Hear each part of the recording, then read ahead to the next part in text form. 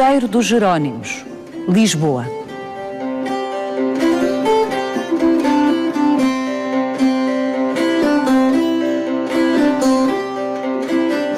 Edificado num dos períodos mais brilhantes da história de Portugal, com uma linguagem arquitetónica e decorativa simultaneamente erudita e livre, o Mosteiro dos Jerónimos é a pérola maior do nosso património e o exemplar mais grandioso do chamado estilo manuelino.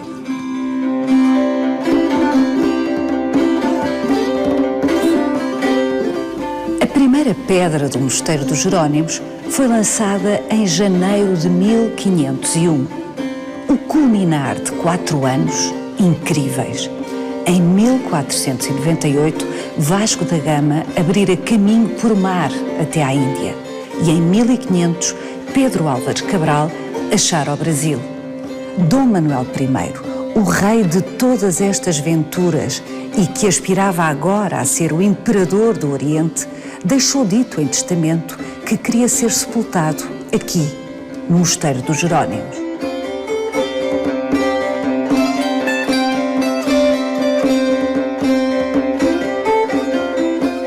Mas o Mosteiro dos Jerónimos veio a ser mais que o seu lugar de sepultura. Veio a ser o panteão da Casa de Avis.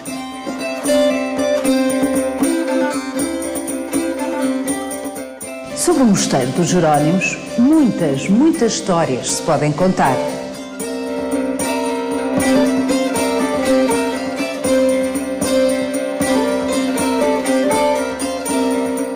Mas a história que hoje lhe trazemos é das mais surpreendentes.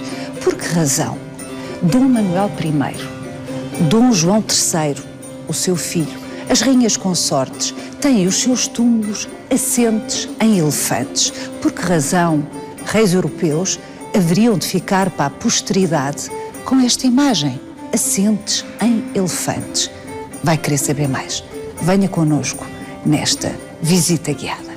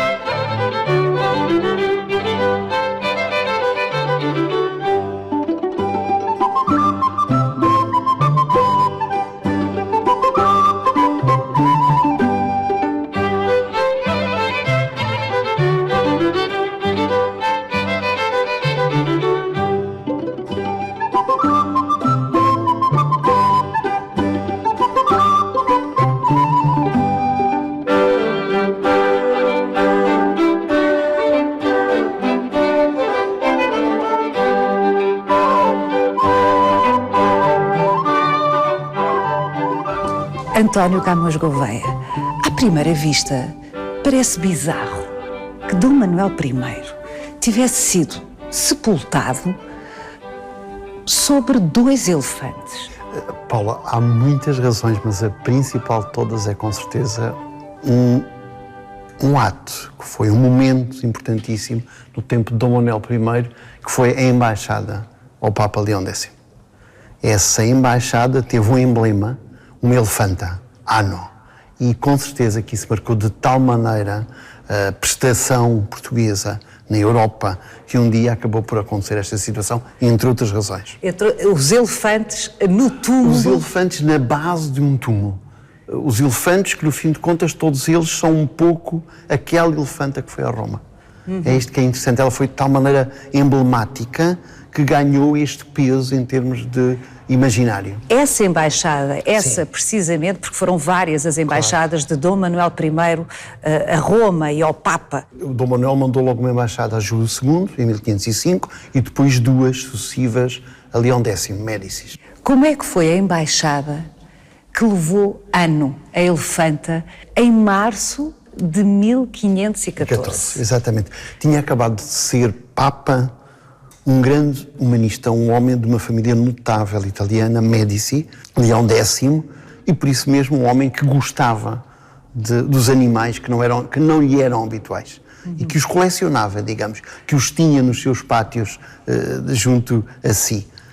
Quando Dom Manuel manda de Lisboa uma embaixada ter com ele para lhe dizer que, no fim de contas, era Senhor do Oriente, manda uma imagem do reino. E essa imagem do reino tem várias dimensões. A primeira aos homens. À cabeça vai Tristão da Cunha. Tristão da Cunha tinha sido Senhor da Índia. Portanto, é muito interessante, é talvez o primeiro governador da Índia que tem benesses e benefícios de vice-rei. E é ele que é escolhido para ser o embaixador. Vai entrar em Roma num cavalo ajaezado a ouro, com um célebre chapéu que todos os humanistas falaram, bordado a pérolas, de Aljofar, e depois, a seguir a ele, leva os seus filhos. Os seus 3 filhos. Um deles será célebre depois também, Nuno da Cunha. E o que é interessante isto? Mostrar que há uma continuidade. E essa continuidade acontece assim. Os seus 3 filhos. Depois, o doutor Diogo Pacheco, um homem que vai falar em latim ao Papa e que vai saudar o Papa em nome de Dom Manuel de Portugal.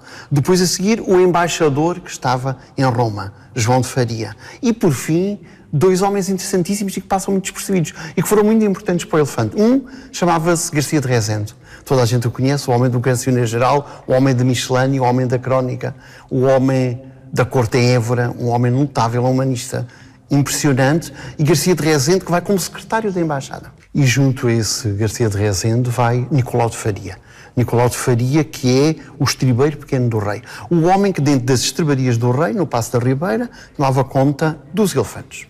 E entre os elefantes estava Ano. Portanto, uma elefanta, Ano, que é, afinal de contas, o símbolo desse mundo diferente do Oriente que está à volta de Dom Manuel, que vai desfilar também pelas ruas de Roma, acompanhado de todos os portugueses que lá estão, os bispos que estão em Roma. Portanto, a embaixada era numerosa. Numerosa. O Tristão da Cunha escreve ao rei, quando chega a Roma, dizer que está com dificuldades de sustentar a gente que levava consigo. Ele levava 140 homens e 43 bestas. Entre essas bestas ia Ano. E mais ia uma onça, iam macacos, tal e qual como já tinham ido na Embaixada de 1505 a Júlio II. Portanto, a Embaixada do Júlio II já tinha também recebido esses animais que achavam enormes em Roma. Enormes no sentido da sua diferença para com o que estava conhecido.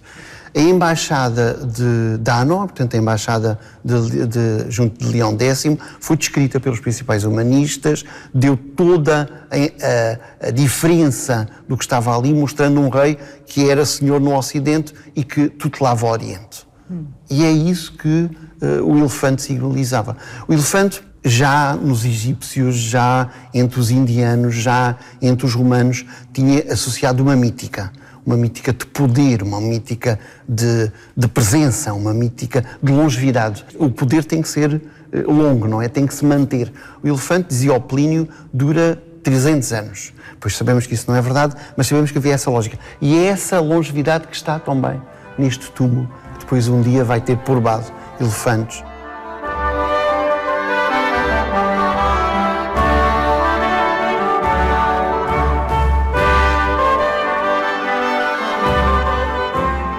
No tempo em que Ano vai para Roma, 1514, montavam-se túmulos de arquitetura efêmera, ou seja, que acontecia no dia em que as pessoas morriam, os reis morriam, as rainhas, de forma como está esta montada, piramidal, sobrepondo diferentes níveis até chegar num topo. O que se faz em 1570 aqui nos Jerónimos é transformar esse efêmero, digamos que no eterno.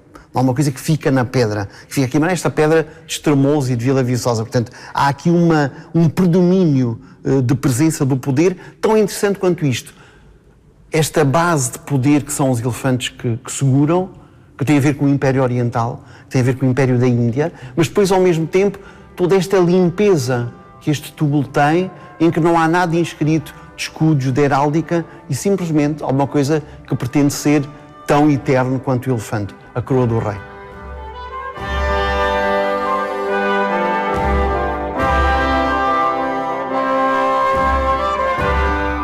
Este túmulo, tal como o vemos, não é contemporâneo da morte de Dom Manuel I. Dom Manuel I determinou que queria ser enterrado aqui no Mosteiro dos Jerónimos, mas a feição do túmulo foi definida décadas depois da sua morte. Já lá vamos, já vamos ver esse detalhe, mas voltemos ao elefante, porque a história e à Embaixada de 1514. A referência sistemática ao Oriente, à Ásia, tem a ver, evidentemente, com o facto dos portugueses terem descoberto o caminho marítimo para a Índia e serem senhores de parte desse território, pontos nesse território. E, como bem diz o António, os elefantes, de alguma forma, não só remetem para esse universo, como têm essas conotações todas, a que aludiu, longevidade, poder, memória, exatamente. Quando Dom Manuel manda esta embaixada com tantos outros animais, para além, evidentemente, dos homens notáveis que enviou a Leão X, ele sabia exatamente que o elefante provocaria uma impressão extraordinária, tal como provocou? Claro que sabia, porque havia um abismo de desconhecimento em relação a estes animais. Dom Manuel sabia, e a gente que estava à sua volta sabia, que em Roma não tinha entrado nenhum elefante depois da conquista dos cartagineses. Portanto, ou seja, século III a.C., Aníbal. Aníbal, exatamente. Não havia um elefante desde Aníbal, é isso? Exatamente, portanto não havia memória já, havia uma mítica. No entanto, nessa altura os elefantes são associados ao poder, como eu dizia há pouco. Portanto, há da parte de Dom Manuel uma evidência que vai mandar ao Papa não só o que ele mais queria ver, que era um animal, iríamos usar aqui um termo um pouco arrepiante, que é exótico, porque no verdadeiro sentido é verdadeiro, é um animal exterior, que está fora do ser observado, que era o que os humanistas gostavam, de observar, de ver, de comparar, de justapor. Estamos na aurora do Renascimento. Estamos em pleno Renascimento. Estamos muito importante. Com a Europa a explodir de todas as maneiras, a explodir nas interpretações, a explodir nas leituras. Na curiosidade. Na curiosidade, na imprensa que pode divulgar, nas formas de olhar para Deus, porque estamos um período de reformas e de todo o rebentar religioso que significa. Portanto, essa lógica Dom Manuel tem, ou seja, a sua corte percebe. Dom Manuel tem na sua corte humanistas que estão inscritos na República Cristiana, ou seja, em todo o circuito dos humanistas da Europa, italianos, do norte da Europa, trocam correspondências entre si, em latim, na maior parte dos casos. E o que é certo é que essa gente erudita, diríamos nós hoje, dá-lhe a conhecer o que era bem-vindo a Roma. Não era simplesmente, iam riquezas junto com o ano, não é? Além do seu cornaca indiano, mas iam riquezas. Cornaca, presumo que é o treinador? Exatamente, o homem que a conduzia. Quando a Ano desfila, a Ano vai exibir-se e vai dar espetáculo em Roma. Amando do seu cornaca. Vai responder a ordens, o que é uma coisa muito interessante, porque é muito civilizacional. Vai responder a ordens, o cornaca dá-lhe ordens. E dá-lhe ordens... Como é que é a palavra cornaca? Cornaca. É o homem que conduz os elefantes. Muito bem. Então, esse homem dá-lhe ordens em português e ordens em indiano. E ela responde às duas, o que dá conta do seu grau de inteligência. E vai dançar nas ruas de Roma ao som de gaitas. Portanto, é isto que os cronistas nos contam, não é? O nosso Damião de Góis vai mais longe. Diz que quando ela passou em frente da tribuna dos cardeais, que aspergiu os cardeais com a sua tromba com água benta que tirou de uma celha que lhe puseram à frente. Portanto, depois... E ajoelhou, não foi? E ajoelhou, porque era essas danças que eu fazia. Paula, na crónica do Damião de Góis, há um relato que ele dá exatamente para mostrar a importância dos elefantes. A crónica é já de 1566. Estamos a falar quase da altura dos túmulos, não é? Os túmulos são de 71. Portanto, repare como a mítica se está a construir, como o império está a tomar formas. O Damião de Góis diz: relataram da Índia que houve um rei que tinha um elefante e esse elefante mostrou-se aos portugueses da seguinte forma. Primeiro entrou e com a tromba desenhou umas letras no chão, corretíssimas, e escreveu umas palavras. E depois, a seguir, o rei perguntou-lhe de viva voz o que é que ele tinha comido. O elefante respondeu, como se fosse voz humana, o que é que tinha comido. Portanto, isto dá conta, da mítica que está por trás, porque nesse mesmo texto, o Damião de Góis, e aí vemos nós o lastro do que é aquele humanismo do saber livresco, ele cita o Plínio e cita o Solino. Portanto, dois homens clássicos. Só um exemplo que mostra exatamente como era extraordinário o que se estava a ver em Itália. quando a embaixada desembarca em Porto Hérculo, um porto que servia nessa altura Roma, perto de Génova, há um grupo que segue imediatamente com Tristão da Cunha para Roma.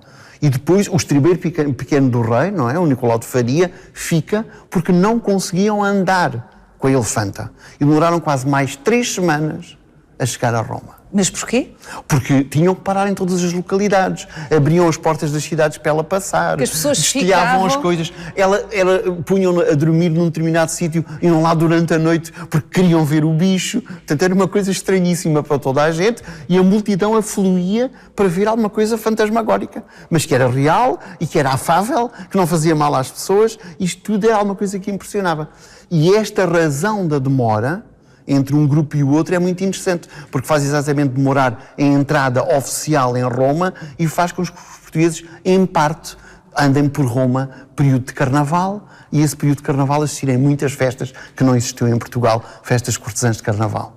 E aí entravam nos diferentes casas dos cardeais, saíam, porque eram os convidados do Papa, eram os enviados do Rei do Ocidente, ou seja, faziam como portugueses. E daí nasce a expressão com a embaixada do farelo português. Farelo português hoje tem uma conotação depreciativa, não é? Em Itália, esta expressão significa basicamente alguém que entra sem pagar de uma forma clandestina. À época era literalmente um privilégio que o Papa tinha concedido a todos os portugueses em resposta a estas embaixadas extraordinárias deste rei, Dom Manuel I.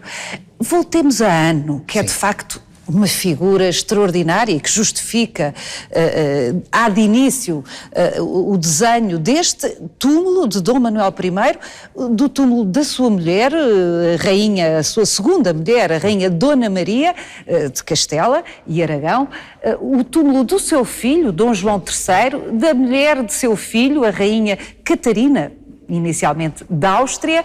E mais tarde, enfim, muito mais tarde, foram também mandados fazer com esta feição os túmulos de Dom Sebastião e até do cardeal Dom Henrique, mais tarde. Tal foi a força desta imagem. Como era Anno?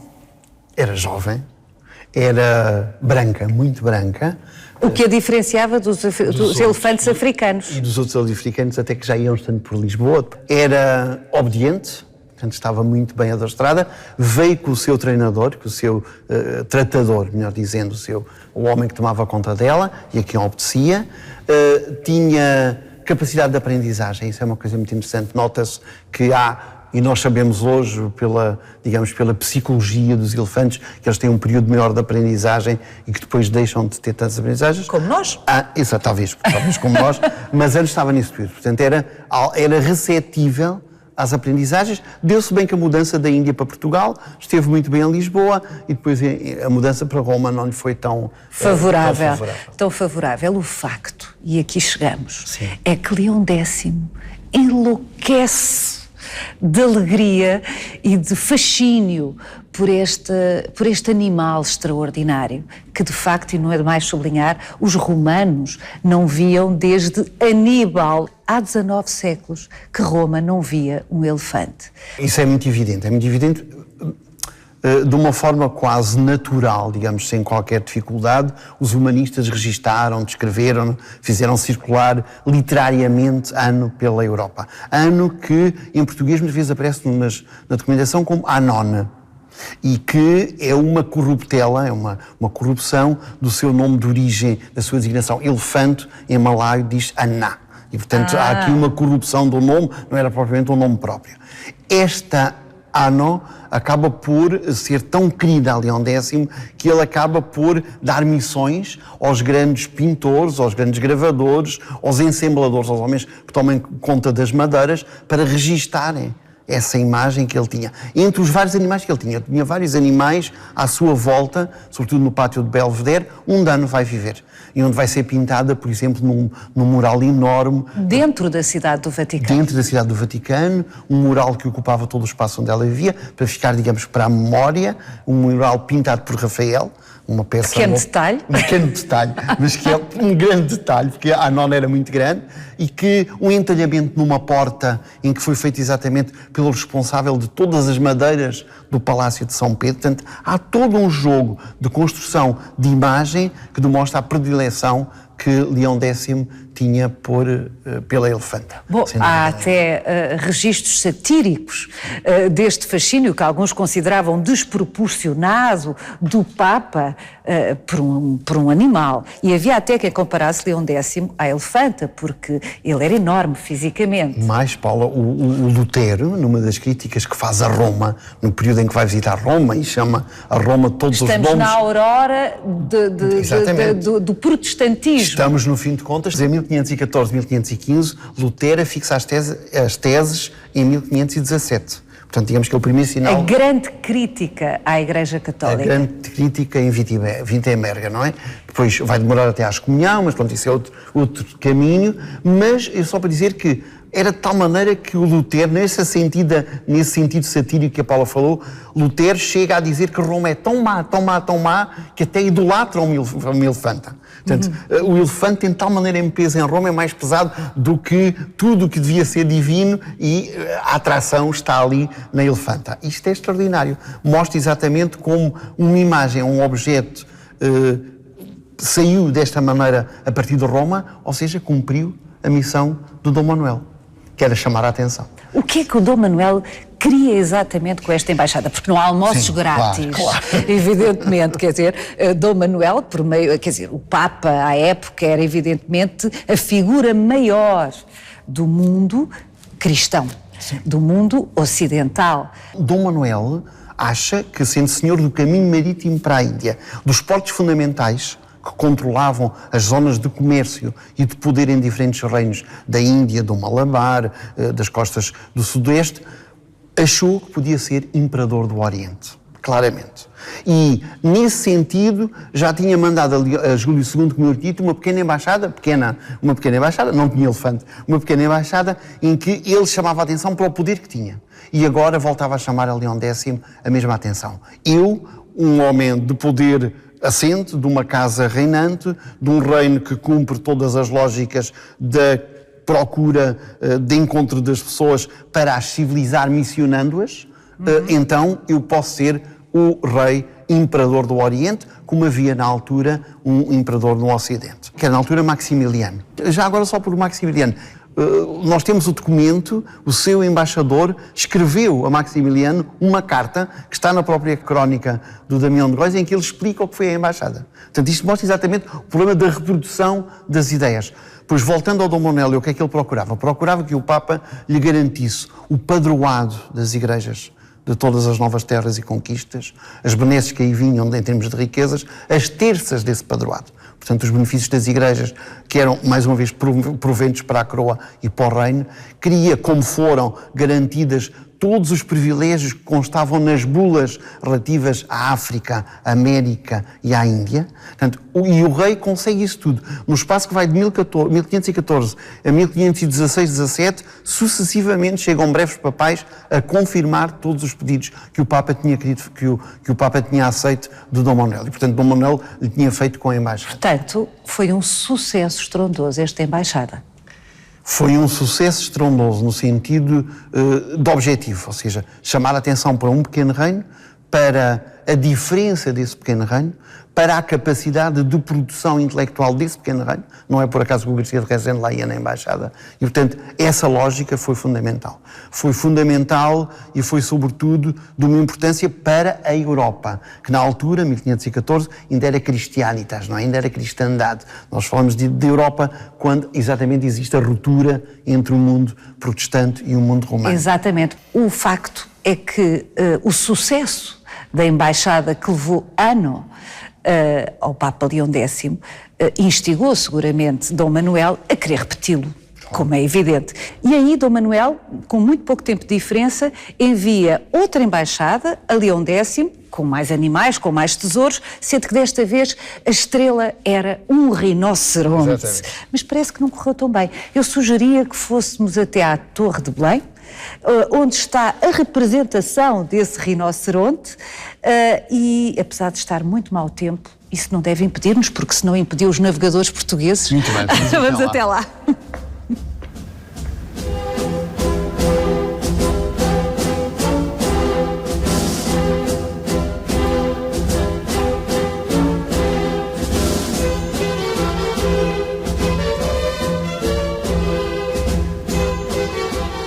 Paula, está a ver ali naquela esquina, está a representação do rinoceronte. É mesmo ali por baixo da guarita, fica agora ao nível da água do mar, mas estava muito sobrelevada em relação à praia. A água do Tejo, António, naquela altura ia quase até às paredes do Mosteiro dos Jerónimos. Nós esquecemos disso, não é? Portanto, a Torre de Belém estava rodeada sempre de água. Era a sua função, exatamente, de estar a tomar conta da entrada pelo rio dentro da cidade. E por isso tinha uma torre do lado de lá que se lhe opunha. Portanto, para poderem fazer entre elas, digamos que um fogo cruzado. Em caso de necessidade. Exatamente, em caso de haver uma invasão, em caso de entrada de uma armada que não era desejada. Estamos a falar da grande cidade, de um dos portos, talvez o maior porto nessa altura da Europa, não é? Portanto, tinha uma cadência de entradas e de saídas constantes e havia que proteger essa situação.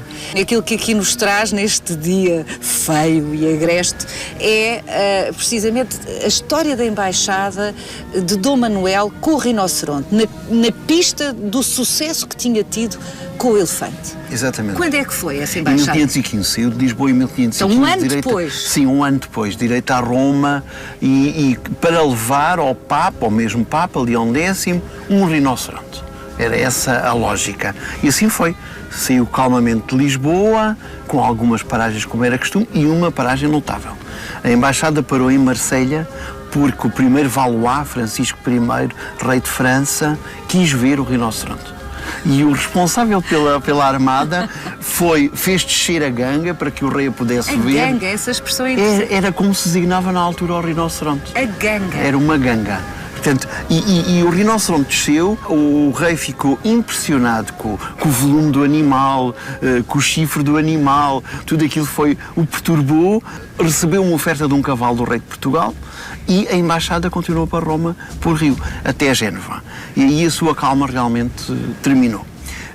Houve uma tempestade fortíssima na Ribeira de Génova e o barco naufragou, a tripulação morreu praticamente toda, exatamente. Quantas pessoas iriam a bordo? Iam à volta, possivelmente, de umas 100 pessoas, com certeza, com o animal. Mas o rinoceronte podia nadar? Pois podia, mas o problema é que ele ia atado, ia amarrado, e, portanto, naufragou com o barco. Depois deu à praia. Ele deu o animal já a carcaça, morto, digamos, exato. E foi empalhado. Foi empalhado e entrou empalhado em Roma. Dom Manuel mandou logo de imediato que o rinoceronte fosse preparado para ser oferecido como uma imagem ao natural do animal que iria vivo para Roma, para Leão X. Mas aí a embaixada já tinha sido altamente, enfim, fragilizada, não é? Sim, o Papa inclusivamente lamenta a morte desses portugueses em Génova e teve que ser reconduzido. Aquilo que dissemos atrás em relação à embaixada e ao elefante, aqui também serve, Paula. Em Roma havia muitos portugueses. Em Itália havia muitos portugueses. Itália era um centro de muita coisa. Na altura era difícil que estes portos não tivessem marcadores portugueses ou com casas com relações com Lisboa, a tal cidade dos descobrimentos. Mas, António, desta vez não correu tão bem. Produziu muito efeito perante o Leão X e produziu muito efeito na Europa, que talvez a ANO não conseguisse. É que ele teve a sorte de ter por trás a imprensa. Aí entram um comerciante português que escreveu uma carta, entre as muitas cartas que eles escreviam entre humanistas e comerciantes, escreveu uma carta descrevendo um animal enorme, compacto, com um corno único, capaz de destruir tudo, com uma carcaça que parecia uma tartaruga e depois, ao mesmo tempo, fazia uma espécie de um esboço desse animal, que foi a carta lida e o esboço olhado pelo Dürer e que fez uma gravura. Exatamente. E ao fazer a gravura, o rinoceronte tornou-se tão popular que a Europa toda o conheceu até hoje, não é? Exatamente. Portanto, e é o rinoceronte do Dürer, mas realmente era o rinoceronte do rei de Cambaia e de Dom Manuel I.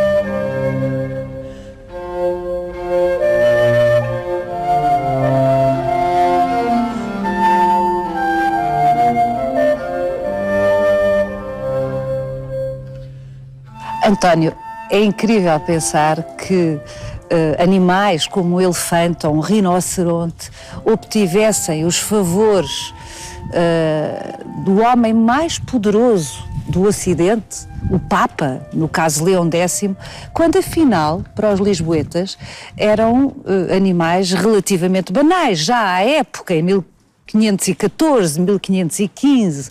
É verdade, é verdade. Essa banalidade significava cotidiano.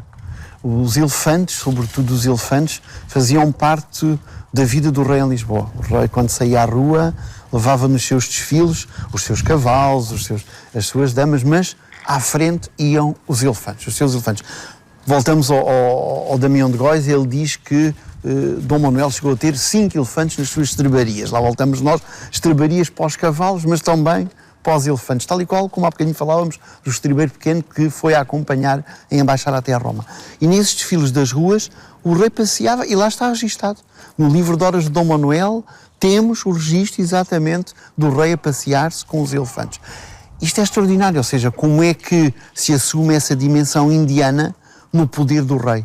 Porque tem a ver um pouco com o que falámos atrás. Ele queria muito marcar essa sua relação com o Oriente, com o poder oriental, com o poder da Índia, com o poder que dominava aí, que queria dominar e que queria ser reconhecido, como dizia, pelo Papa e, portanto, significa pelos outros reinos da cristandade. É mais, o cotidiano é mais. O cotidiano provocava jogos. Dom Manuel tinha os seus elefantes nas suas estrebarias, mas também tinha o rinoceronte. E então o que é que fez? Resolveu pôr em prática aquilo que se falava dos tempos dos romanos, das crónicas romanas, que o elefante e os rinocerontes são inimigos naturais. E então que lutavam quando se encontravam. Então um dia organizou a sua corte e fez um grande espetáculo, um combate, uma luta entre o rinoceronte e o elefante.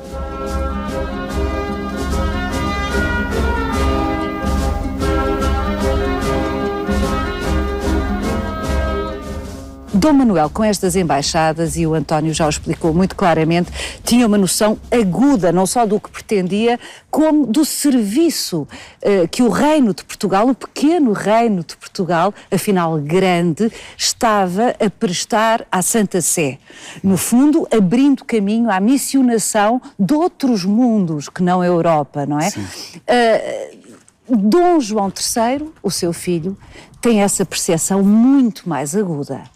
Muito mais diferenciada, Paula, muito diferente, se quisermos. Ou seja, o Dom Manuel é realmente um detentor da lógica de cruzada, como falámos há bocadinho, e queria ser imperador da Índia, imperador do Oriente. Muito bem.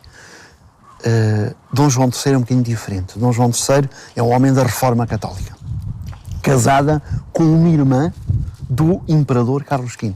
Essa mesma que a custas próprias, com dinheiros da sua casa própria, mandou construir os túmulos que acabámos de ver há pouco. Essa rainha, Catarina da Áustria, fazia parte de um conjunto familiar que eram os grandes protagonistas da Reforma Católica. E Dom João VI está aí.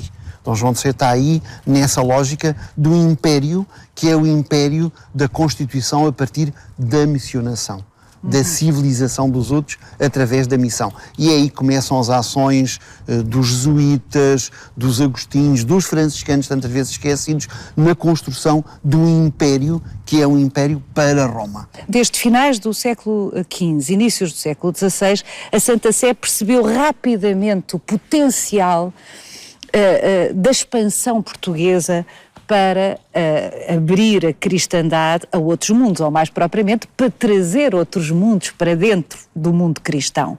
De tal ordem que Michelangelo, no fantástico pintura O Juízo Final, da Capela Sistina, portanto em 1540, por volta disso, já representa esta aventura portuguesa com... Dois homens, dois espaços, não é? Dois espaços geográficos. Um representa a África e o outro a Ásia. Exatamente. Portanto, temos aí dois poderes de território que ele quer chamar a atenção.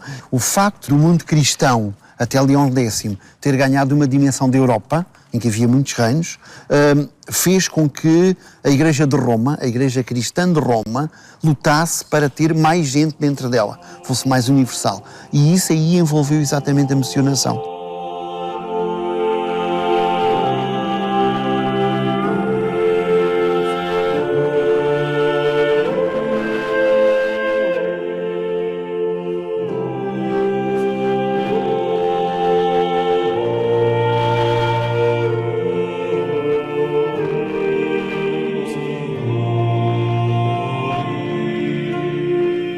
António Camões Gouveia, é recorrente esta ideia entre nós, entre os portugueses, de que Portugal foi demasiadas vezes mal governado, nomeadamente em épocas em que tivemos muito dinheiro, que se gastou muito e mal esse dinheiro, essas riquezas.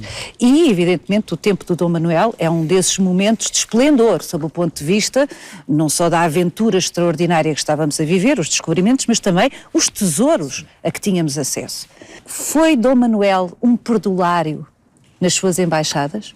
A função da embaixada no século XVI, XVII e XVIII é uma função de propaganda, é uma função de poder de rei.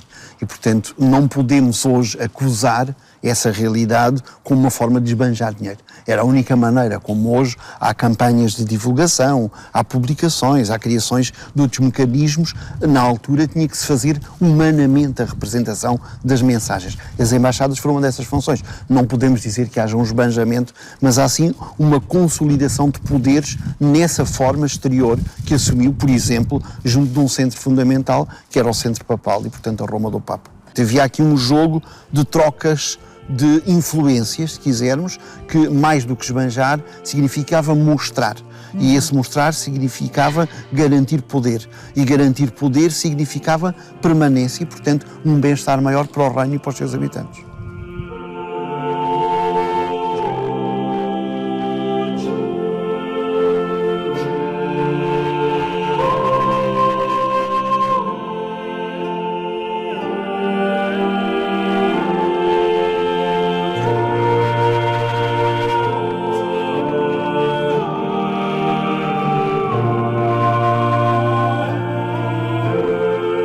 Siga-nos no nosso sítio e na nossa página de Facebook, onde encontra este e os outros episódios do Visita Guiada.